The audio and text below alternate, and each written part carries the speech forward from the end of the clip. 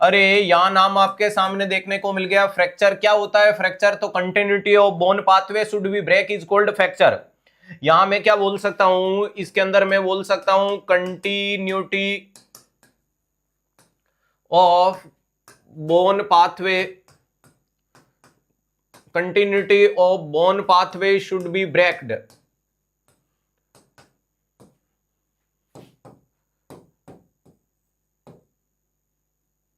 ध्यान रखिएगा, continuity of bone pathway should be break is called fracture, उसको fracture कहते हैं। और आपके मरीज में ओपन फ्रैक्चर देखने को मिल रहा है। ध्यान रखिएगा, ओपन फ्रैक्चर को अपन क्या बोल देते हैं? कॉम्प्लेक्स के नाम से जानते हैं, या कंपाउंड बोल सकते हो। क्या बोल सकते हो? कंपाउंड फ्रैक्चर बोल सकते हो। ध्यान रखिएगा, और कंपाउंड फ्रैक्चर को आप लोगों ने दूसरा नाम क्या दे दिया? ओपन फ्रैक्चर दे दिया। सर इसका नुकसान क्या देखने को मिलता है कि हड्डी तो टूटी है लेकिन चमड़ी को फाड़ करके बाहर निकल गई। ध्यान रखिएगा, यहां क्या बोल सकते हो कि bone breaked, bone breaked and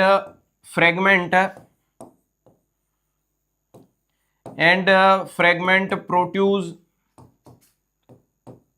outside.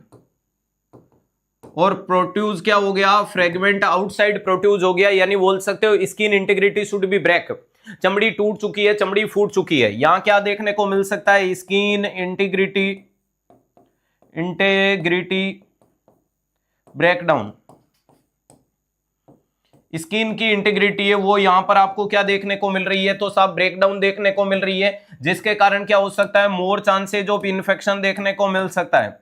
जिसके कारण क्या हो सकता है दोस्तों? मोर चांसेज ऑफ इन्फेक्शन देखने को मिल सकता है। क्या देखने को मिल सकता है? इसके कारण मोर चांसेज ऑफ इन्फेक्शन डेवलप हो सकता है। क्या डेवलप हो सकता है? तो याद रखिएगा, इसके कारण आपको मोर चांसेज ऑफ इन्फेक्शन वाली कंडीशन देखने को मिल सकती है, यानी मरीज में इन्फेक्शन की दर बढ़ जाएगी। तो यहाँ continuity of bone pathway should be break हो गया, और ये कंपाउंड या ओपन फ्रैक्चर है। बोन पाथवे, बोन फ्रेगमेंट टूट करके बाहर निकल गया। अब एक बार मुझे जल्दी से कमेंट करके बताओ, most common complication of fracture. Comment fast, जितने भी बच्चे हैं एक बार जल्दी से कमेंट करके बताएंगे most common complication of fracture क्या होता है।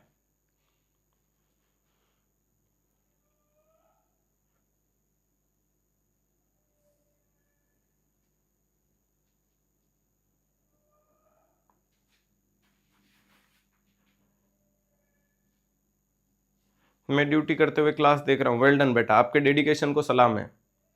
इन्फेक्शन होगा, फेट एम्बोलिज्म होगा, फेट एम्बोलिज्म होगा, फेट एम्बोलिज्म होगा, फेट एम्बोलिज्म होगा।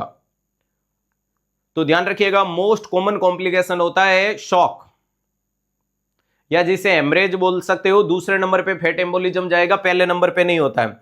जो पेन लिख रहा है, pain is not a complication, pain is a symptom.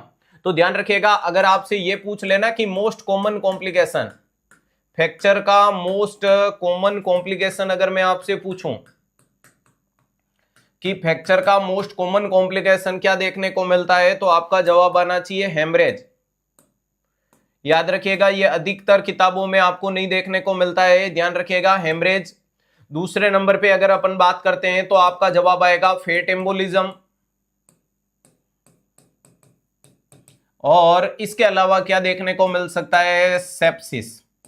ध्यान रखिएगा, तो ये सब कुछ होता है, लेकिन वेरी इंपॉर्टेंट चीज है कि सबसे कॉमन कौन होता है? हेमरेज होता है। ऑप्शन में नहीं आता है, इसलिए जाना नहीं जाता है। क्लियर है? बाकी सबसे पहले हड्डी टूटी तो खून निकलेगा, चाहे इंटरनल हो चाहे एक्सटर्नल हो। शॉक तो शॉक होता है। क्लियर है? हाँ, कंपार्टमेंट सिंड्रोम भी कॉम्प्लिकेशन है।